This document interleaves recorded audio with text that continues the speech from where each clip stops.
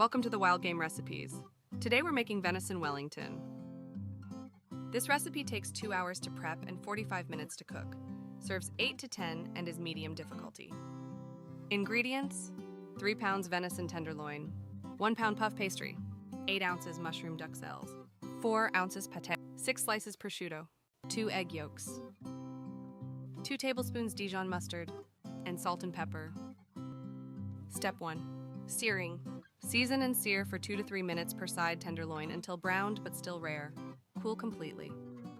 Step 2. Assembly. Spread the mushroom duxelles evenly. Roll out pastry, spread with duxelles, lay prosciutto, spread pâté. Step 3. Wrapping. Place tenderloin on pâté, wrap tightly in pastry, seal seams. Step 4. Chilling. Refrigerate 30 minutes to set. Step 5. Baking. Brush with egg wash and bake at 425 degrees Fahrenheit until golden. Step 6. Resting. Rest 10 minutes before slicing. And that's how you make venison Wellington. Get this recipe and 400 more in the Wild Game Recipes app on the App Store.